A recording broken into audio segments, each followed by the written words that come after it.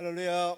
이제 고난주간이 시작이 되고 내일 아침부터 고난주간 특별 새벽 기도회로 함께 모여집니다. 예수의 길이라는 주제를 가지고요.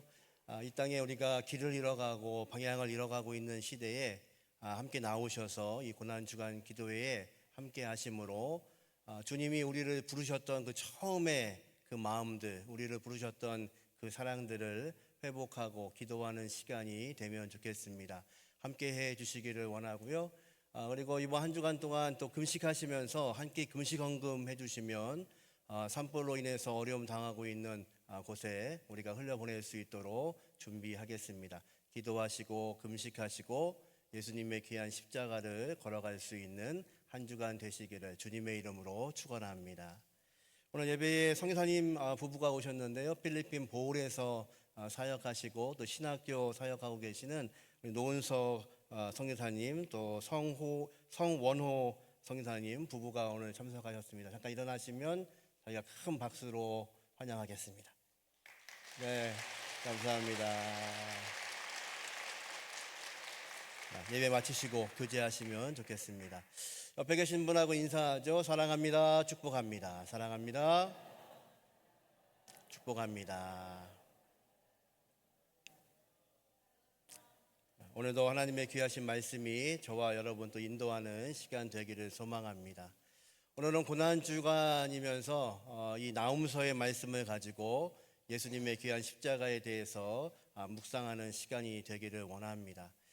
나훔은 니느웨에 대해서 예언했던 선지자입니다. 기억나시나요? 요나가 니느웨를 향해서 하나님의 복음을 전했습니다. 죽도록 가기 싫었던 그 요나, 그의 입이 열려서 그곳에 선포되었을 때 그곳에 있는 사람들이요, 왕부터 시작해서 짐승에 이르기까지 회개하는 역사가 일어나고 하나님이 그곳을 심판을 지연하시고 또 그들을 구원하셨죠. 이제 100여 년 만에 다시 나훔을 통하여서 그 땅에 하나님의 심판을 말씀하십니다. 왜 그렇게 하시나요? 그들이 여전히 회개하지 않기 때문에 그렇습니다. 요나는 그 니느웨 성이 구원받는 것을 보고 분노하면서 이렇게 얘기했죠. 주께서는 은혜로우시며 자비로우시며 노하기를 더디하시며 인애가 크시사 뜻을 돌이켜 재앙을 내리지 아니하시는 하나님인 걸 내가 알았습니다.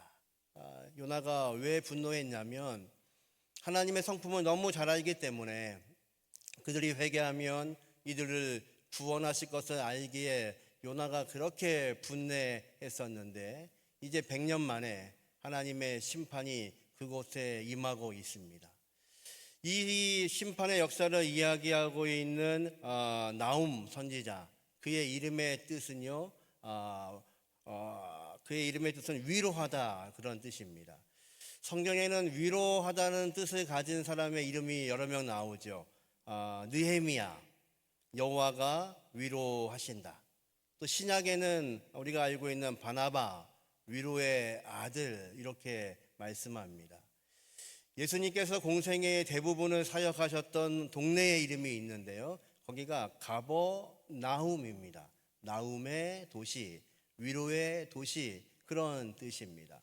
지금 하나님께서는요, 나훔, 위로의 사람을 통하여서 지금 말씀하십니다. 아니, 무엇이 위로가 될까요? 니느웨의 멸망을 말씀하시는데 어떤 위로가 있을까요? 이스라엘 백성들은 지금 이 니느웨의 심판의 메시지를 들으면서 하나님께서 그 백성을 사랑하고 계시다는 것에 대한 위로를 받고 있는 겁니다.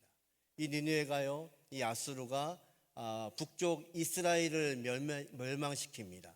그리고 여전히 남쪽 유다가 남아있지만 그들에게도 끊임없는 도전이 되고 어려움을 주었던 그 백성을 향하여서 하나님이 심판하시겠다는 그 메시지가 남유다 사람들에게는 위로가 되고 있는 것입니다.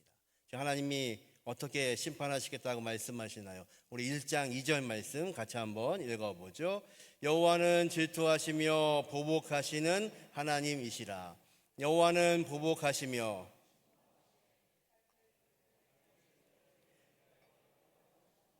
자기를 대적하는 자에게 진노를 품으시며, 하나님이 보복하시는 하나님이시랍니다.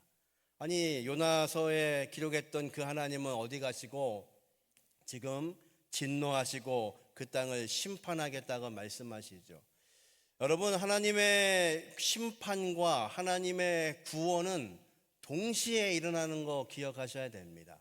누가 구원을 받나요? 하나님의 심판의 메시지가 있을 때에 그 말씀을 듣는 사람들은 구원받습니다. 그런데 여전히 하나님의 구원의 메시지 앞에서 돌이키지 않는 사람들은 심판을 받습니다.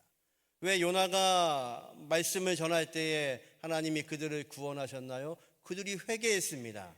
근데 지금 이 니느웨의 모습은 여전히 하나님께 돌아오지 않고 심판의 메시지 앞에서 그들이 온전하게 살지 못하는 겁니다. 근데 놀라운 것은 이 위로의 말씀과 함께 이 말씀을 하시는 이유는 남쪽 유다도 너희와 동일하다는 이야기를 지금 하시는 겁니다. 니느웨가 심판당한다는 것을 들으면서 위로받고 있다면 너희도 돌이키지 않으면 하나님 앞에서 심판받을 수 없다는 것을 전능하신 하나님이 지금 말씀하고 계시는 거죠. 나훔, 위로라는 뜻인데요. 이 나훔의 동사가 나함이라는 단어입니다. 나함은 바로 하나님의 한탄, 하나님의 후회, 이런 단어로 쓰여집니다. 창세기 6장에 보면 노아의 홍수를 계획하시는 하나님께서 왜 계획하시냐면요, 이 땅에 사람 지으신 것을 한탄하셨습니다. 하나님이 후회하셨습니다. 그래서 그 땅을 심판합니다. 이 단어는 위로라는 단어가 있음에도 불구하고 하나님의 한탄, 하나님의 후회, 이런 뜻을 담고 있습니다. 하나님은 지금 무엇을 한탄하시나요? 무엇을 후회하시나요? 여전히 하나님의 말씀 앞에서 죄 가운데서 돌이키지 않고 있는 하나님의 백성들에 대해서 하나님은 한탄하십니다. 이 한탄과 후회는요, 우리의 후회와 다릅니다. 이 한탄은 슬퍼하고 계시다는 뜻입니다. 하나님이 무엇을 슬퍼하시냐면 여전히 하나님의 백성임에도 불구하고 하나님의 말씀 가운데 나오지 못하고 있는 유다 백성들을 향하여서 하나님은 탄식하십니다. 그래서 이 단어는 두 가지 뜻을 함께 담고 있습니다. 이번에 큰 불로 인하여서 어려움 당한 한 교회 목사님을 전화할 일이 있었는데요. 그분이 그러세요. 불이 얼마나 빨리 오는지 사람이 뛰어가는 속도보다 불이 먼저 오더랍니다. 그래서 경고 방송을 듣고 바로 나왔는데 뭘 가지고 나올 새도 없이 몸만 빠져나오는 것도 너무 힘들었다는 겁니다. 불이요, 자기 등을 타고 넘어가는 것을 봤대요. 얼마나 어려웠는지. 그래서 그 마을이 완전히 불탔습니다. 교회도 완전히 소실이 됐죠. 그걸 보고 이제 몇 분들이 가서 이제 위로를 전했어요. 얼마나 힘이 드십니까? 위로하십니까?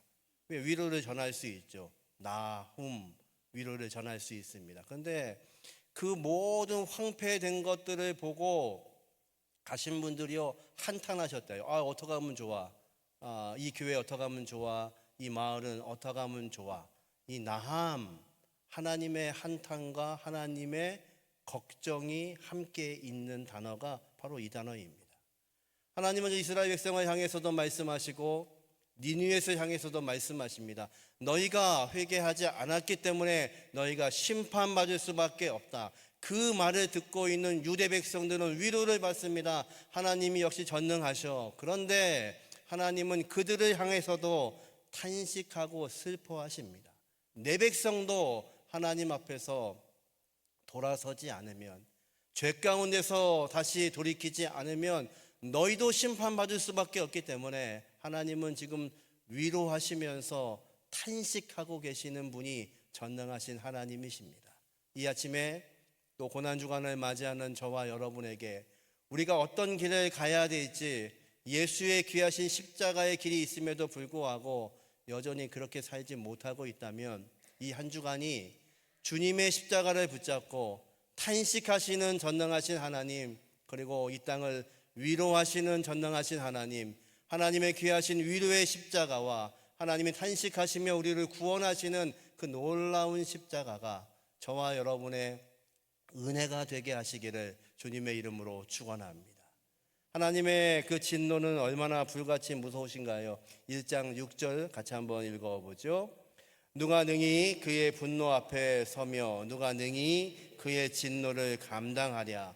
그의 진노가 불처럼 쏟아지니 그로 말미암아 바위들이 깨지는도다. 아멘. 하나님의 진노가 임하고 있는데요, 나훔 선지자가 뭐라고 고백하냐면 그 하나님의 진노를 감당할 수 있는 사람이 이 땅에는 없다는 겁니다. 하나님께서 그 진노를 쏟아놓으십니다. 이 진노는 무엇인가요? 하나님의 생각대로 살지 못하는 세상, 여전히 하나님은 우리를 구원하기를 원하시지만 하나님 말씀에 순종하지 않고 있는 그들을 향하여서 하나님의 진노가 쏟아지고 있습니다. 그러면 우리는 이 진노 가운데서 우리가 할 수 있는 일이 무엇인가요? 아무것도 없습니다. 하나님이 우리를 사랑하신 이유는 무엇인가요? 우리가 무엇을 잘해서요? 하나님의 이 진노 가운데서 우리가 뛰어났기 때문에요? 아니요. 저와 여러분이 구원받은 것은 성경이 말씀하시는 것처럼 은혜로 구원받았다고 말씀하십니다. 은혜는요, 아무 값이 없는 나에게, 아무것도 할 수 없는 나에게 거저 주시는 하나님의 놀라우신 사랑, 그 은혜로 우리는 구원받았습니다. 그러기에 이 아침에 우리의 감사와 은혜의 시간은 다른 것이 아니라 전능하신 하나님께서 나를 붙들고 계시는 겁니다. 이제 나훔 선지자는요, 그 하나님의 진노 앞에서 우리가 어떻게 살아갈 수 있는지를 이렇게 고백합니다. 1장 7절 말씀 같이 한번 읽어보죠. 여호와는 선하시며 환난 날에 산성이시라. 그는 자기에게 피하는 자들을 아시느니라. 아멘. 그가 뭐라고 고백하냐면요, 하나님이 우리의 산성이십니다. 다윗이 고백하죠. 하나님은 나의 산성이시고 나의 반석이시고 나의 구원의 뿌리시고 나의 구원의 망대시고, 여전히 전능하신 하나님 외에는 나를 구원하실 분이 없다는 것을 그가 고백하는 겁니다. 나훔 선지자가 그것을 고백합니다. 환난 날에 우리 하나님께서는 선하신 분이시고 내 모든 것을 아시는 분이시다. 여러분, 은혜는 무엇이냐면요, 하나님이 저와 여러분을 아신답니다. 우리가 얼마나 연약한지, 우리가 얼마나 약한지, 우리가 얼마나 죄 앞에서 실수하고 넘어지는지 우리를 아시는 전능하신 하나님이라고 말씀하세요. 또 하나님의 성품은요, 우리의 모든 것을 아시는 전능하신 하나님, 또 그분이요 선하신 하나님이시랍니다. 여러분, 이 두 성품이 없으면요 우리는 하나님께 피할 수가 없습니다. 하나님이 전능하신 하나님이 아니시라면 그 하나님께 피할 이유가 없지요. 그런데 하나님은 전능하신데 선하신 분이 아니라면 우리가 피할 수가 없습니다. 오히려 하나님께 가는 것이 더 두려움일 수도 있지요. 근데 놀랍게도 우리 하나님께서는요, 죄악 가운데 있는 우리를 부르시는 하나님께서는요 전능하신 분이시면서 선하신 분이시기 때문에 저와 여러분의 모든 것들을 알고 계시는 그 하나님, 그 하나님이 저와 여러분을 구원하시기 위해서 이 땅에 자기의 아들을 보내주셨습니다. 여러분, 그것이 은혜입니다. 우리에게는 그럴 만한 능력이 없는데, 그럴 만한 행위를 한 적이 없는데 하나님께서는 에덴 동산이 무너지는 그 순간부터 이 인류들을 구원하시기 위해서 수많은 선지자들 통하여서 하나님의 구원의 메시지를 전하시고 돌아오라고 말씀하시는 전능하신 하나님, 그래서 하나님의 그 심판은 우리를 처벌하기 위한 심판이 아니라 우리를 사랑하셔서, 하나님이 슬퍼하셔서 하나님께서 그 마음 가운데 우리를 위로하시기 위해서 당신의 아들을 십자가에 내어주심으로 우리를 구원하신 그 은혜, 그것이 저와 여러분의 능력이 되게 하시기를 주님의 이름으로 축원합니다. 욥은 고난 가운데 욥은 이렇게 고백하죠. 내가 그 하나님의 이 고난을 알지 못한다고 이야기합니다. 앞으로 가도 그분을 만날 수 없고 뒤로 가도 만날 수 없고 내 우편에도 안 계시고 내 좌편에도 안 계신 그 하나님, 그러나 그 하나님께서 나의 가는 길을 아신다고 그는 고백합니다. 그것이 그의 믿음입니다. 내 고난의 문제 내가 알 수 없고 내가 그토록 의지했던 그 하나님이 내 삶 가운데 지금 보이지 않아도 하나님이 나를 아신다면 나를 이끌어 가실 것을 믿는 거죠. 그래서 그는 말합니다. 이 고난 다음에 하나님이 나를 단련하신 후에, 여러분, 고난이 무너지는 시간이 아니라 하나님이 단련하는 시간인 걸 믿으시기를 주님의 이름으로 축원합니다. 욥은 그렇게 고백합니다. 하나님, 이 고난이 내가 무너지는 시간이 아니라 하나님이 보이지 않아도 하나님 이 고난을 통해 나를 단련하셔서 내가 정금처럼, 내가 순금처럼 나오게 될 것을 고백하는 그 믿음이 저와 여러분의 간절한 믿음이 되게 하시기를 주님의 이름으로 축원합니다. 철학계에 중요한 말을 했던 비트겐슈타인이라는 분이 철학계에 아주 중요한 말을 했습니다. 이런 말을 했는데요. 말할 수 없는 것에 대해서는 침묵해야 한다. 우리의 인생에는요, 말할 수 있는 게 있습니다. 그런데 말할 수 없는 것이 있습니다. 그 말할 수 없는 것이 바로 예수의 십자가입니다. 우리의 생각으로 이해가 되지 않고 우리의 지혜로는 감당할 수 없는 십자가, 예수님께서 그 십자가의 죽으심으로, 하나님이신 분이 죽으심으로, 왜요? 저와 여러분을 구원하시기 위해서요. 아마도 우리 인류 역사상에 말할 수 없는 것이 있다면, 우리가 상상할 수 없는 것이 있다면 바로 예수 그리스도의 십자가입니다. 그래서 C.S. 루이스는 많은 종교인들과 대화하는 중에 한 종교인이 물었습니다. 우리가 가지고 있는 종교와 기독교가 전체적으로 다른 게 무엇이냐? 우리에게는 없지만 기독교에게 있는 특징이 무엇이냐고 물었을 때 C.S. 루이스는 자신 있게 말했습니다. 기독교는 은혜밖에는 없습니다. 여러분 믿으시나요? 우리의 은혜는 바로 그것입니다. 십자가가 우리에게 있다는 겁니다. 우리를 구원하시기 위해서 하나님이 자신의 아들을 내어주셨다는 겁니다. 어느 종교 어느 신이 자신을 내어주지는 않습니다. 자신의 아들을 내어주지 않습니다. 신이 내려와서 우리를 구원하지 않습니다. 그런데 전능하신 하나님은요, 그 많은 선지자들 통하여서 하나님의 귀하신 메시지를 선포하고 있지만 여전히 죽어가고 있는 그들, 여전히 심판당할 수밖에 없는 그들을 향하여서 이제 자신의 아들을 십자가에 못 박음으로 우리를 구원하신 그 놀라우신 사랑과 은혜, 이것이 이 한 주간 저와 여러분을 붙잡을 수 있는 하나님의 귀하신 은혜, 하나님의 귀한 복이 되게 하시기를 주님의 이름으로 축원합니다. 그래서 로마서 5장 8절은 이렇게 고백합니다. 같이 한번 읽어보죠. 우리가 아직 죄인 되었을 때에 그리스도께서 우리를 위하여 죽으심으로 하나님께서 우리에 대한 자기의 사랑을 확증하셨느니라. 아멘. 언제 우리를 구원하셨다고요? 우리가 아직 죄인 되었을 때에, 여전히 죄로 인해서 우리는 심판당할 수밖에 없는 그 자리에 있을 때에 전능하신 하나님은요, 자신의 아들을 십자가에 못 박을 계획을 가지시고 우리를 사랑하시고 우리에 대한 사랑을 확증하신 것이 예수 그리스도의 십자가이십니다. 이 한 주간 그 십자가를 묵상할 수 있는 저와 여러분 되기를 주님의 이름으로 축원합니다. 우리는 이 시대가 길을 잃어가고 있는 시대 같습니다. 어디로 가야 할지 모르겠고 서로가 다른 방향을 향하고 있고, 그리고 서로의 생각이 맞다고 이야기하는 시대에 우리는 살고 있습니다. 예, 정말 위기입니다. 어디가 길인지를 모른다면 위기입니다. 그래서 주님이 가신 그 길이 우리에게는 온전한 길인 것 여러분 믿으시기를 주님의 이름으로 축원합니다. 내일부터 시작되는 새벽 기도에 바로 주님의 길, 주님이 어떤 길을 가셨나, 어떻게 우리를 부르셨나, 처음 우리를 부르셨던 그 자리를 다시 한번 기억하기를 소망합니다. 나오셔서 기도하시고 무릎 꿇으시고 길을 잃어버리고 있는 이 시대에 정말 어떤 것이 온전한 길인지, 주님 말씀하신 것처럼 내가 길과 진리와 생명 되신다고 말씀하신 그 길을 다시 찾을 수 있는 대응의 모든 가족들 되게 하시기를 주님의 이름으로 축원합니다. 이제 심판의 결과는 어떤 결과가 있나요? 나홈서 1장 14절은 심판의 결과에 대해서 이렇게 말씀합니다. 같이 한번 읽어보죠.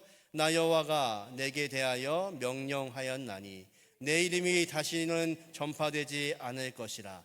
내가 내 신들의 집에서 새긴 우상과 부은 우상을 멸절하며 내 무덤을 준비하리니 이는 내가 쓸모없게 되었음이라. 아멘. 심판의 결과입니다. 이제 하나님 앞에 순종하지 않는 이들에 대한 경고입니다. 그들이 어떻게 되냐면 이 땅의 모든 것들은 멸절되고 쓸모없게 되게 하시겠답니다. 집에 창고 하나씩 다 있으시죠? 그 창고에는요, 우리가 버리지 못한 것들을 모아둡니다. 버리려고 보니까 이거 샀을 때 이게 얼마였는데, 그래서 아껴서 버리지 못하고 다시 창고에 넣어놨습니다. 어느 날 다시 창고를 열어봤습니다. 그 물건이 쓸모가 있으신가요? 쓸모가 없으신가요? 예, 쓸모가 없습니다. 그런데 창고에 넣어둔 겁니다. 그럼 어떻게 하시나요? 다시 그 창고에 집어넣으시나요? 아니면 갖다 버리시나요? 예, 버리죠. 그때는 쓸모 있을 줄 알았는데, 남겨두면 뭐가 될 줄 알았는데 창고에 깊숙이 넣어놨다가 다시 창고를 열어보면 그것은 쓸모없는 것들이 되고 맙니다. 하나님이 경고하십니다. 이 땅의 삶은 강한 것 같고, 이 땅의 삶은 있는 것 같고, 이 땅의 삶은 지혜 있는 것 같지만 하나님께서 심판하시면 쓸모없게 되고 멸절되게 하시겠다고 하나님은 말씀하십니다. 여러분, 이 땅은요, 저와 여러분을 이렇게 속입니다. 강한 게 최고야. 그리고 숫자가 많은 게 최고야. 그래서 성경의 모든 인물들은 이 문제에 시험에 들었습니다. 이스라엘 백성과 블레셋 군대가 전쟁을 하죠. 골리앗이 외칩니다. 나하고 한번 나와서 1대1로 싸워보자. 아무도 나가지 못합니다. 왜요? 골리앗이 강해 보이기 때문에 그렇습니다. 아니, 실제로 강합니다. 그러니까 이스라엘 백성의 누구도 나가서 그 전쟁에 나가지를 못합니다. 소년 다윗, 양치던 다윗, 형들의 도시락을 가지고 왔던 그 다윗이요, 분노합니다. 왜 분노하나요? 어떻게 전능하신 하나님을 모욕하고 있는데 아무도 나가서 싸우려고 하지 않는다는 겁니다. 사울 왕이 주는 방패도 갑옷도 그에게는 거추장스럽습니다. 그 사울의 칼도 그에게는 쓸모있는 도구가 아닙니다. 그저 내 양을 지키던 그 물맷돌을 가지고 그가 나아가죠. 다윗의 고백 기억나십니까? 너는 칼과 단창으로 나오지만 나는 만군의 여호와의 이름으로 너에게 나간다고 이야기합니다. 예, 이것이 능력입니다. 세상은요, 강한 것을 이길 수 없다고 마귀는요, 우리의 귀에 속삭입니다. 그래서 우리는 주눅이 드는 겁니다. 아무것도 할 수 없을 것 같습니다. 그런데 다윗은 그렇지 않습니다. 저 큰 골리앗보다 전능하신 하나님 앞에서는 아무것도 아닌 짐승에 불과하다는 것을 그가 믿고 있기 때문에 전능하신 하나님을 의지하고 그가 나갔던 사람입니다. 기드온이 전쟁을 위해서 병사들을 모으고 있습니다. 지금 있는 군사만 가져도 저 많은 군사와 싸우는 것이 거의 불가능한 숫자입니다. 그런데 하나님은요, 그 숫자로 싸우지 못하겠다고 하십니다. 그리고 300명을 줄이십니다.